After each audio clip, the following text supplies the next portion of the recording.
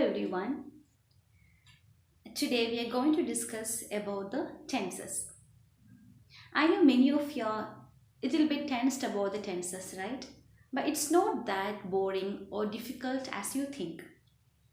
So today I'll give you some introduction to the tenses and all the 12 types of the tenses. Well, so before that, let me just give you what is a tense.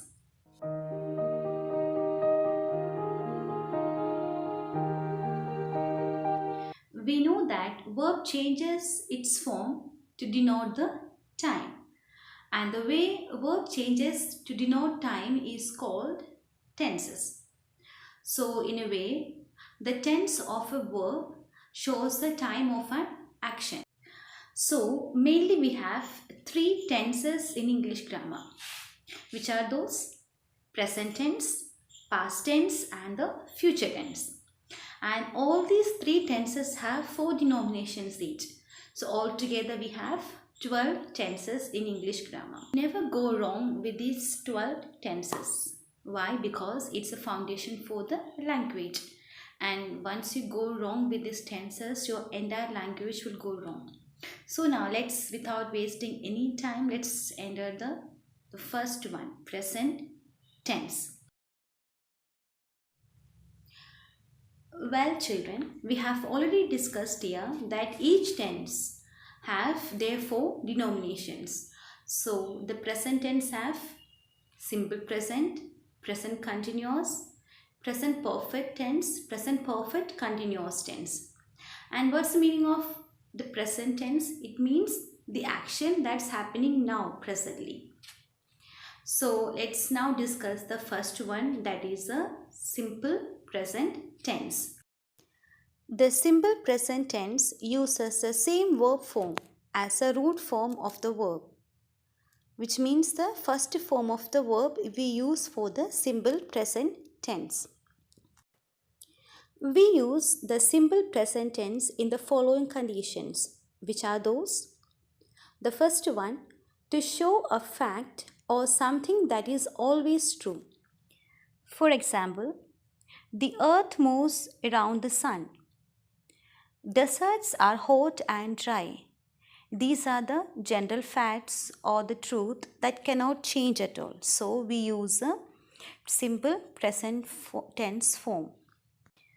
We also use the simple present tense to talk of habits or regular actions. For example, I brush my teeth daily. I go for a walk every day. These are the regular actions that we do, so we always put it in the simple present tense. We also use the simple present tense to express a future event that is part of a fixed timetable. Like, the train leaves at noon. The match begins tomorrow. Here in the second example, we can clearly see that it's a future event. It's going to be happening tomorrow, but it has a fixed timetable. So we have used in the simple present tense. So let's now see how to form this simple present tense. We generally use the subject plus base form of the verb, which is the first form of the verb for the simple present tense. Let's now see some examples. We play basketball every Sunday. He plays in the park every day.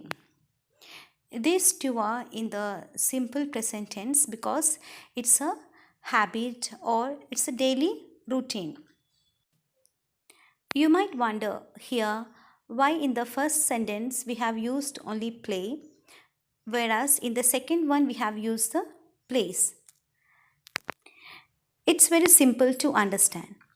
With all the plural pronouns like I, we, you, they, we just have to use the base form without any s or es. But whereas with he, she, it, we need to use s or es after the base form.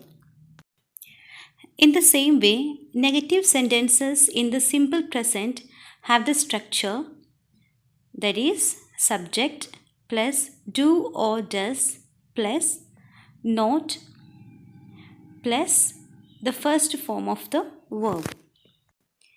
We shall take the previous example to make it into a negative sentence. We play basketball every Sunday. So we are going to make into negative sentence. So subject is we. Then we need to use do or does. Since subject is plural, we need to use do. So we do not play basketball every Sunday. Let's also see the second example. He plays in the park every day. So here subject is he, and then we need to use do or does. Since subject is singular, we need to use does. So our answer is he does not play in the park every day. When we write interrogative sentences in the simple present, which means question sentences in the simple present tense, we need to use the form do or does plus subject plus first form of the verb. We need to bring the auxiliary verb to the front. Let's once again revise all these rules for making the simple present tense. To form the simple present tense, we use the subject plus the first form of the verb.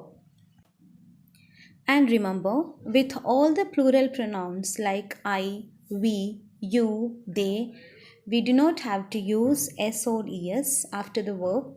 But with all the singular pronouns like he, she, it, we need to add s or es after the verb.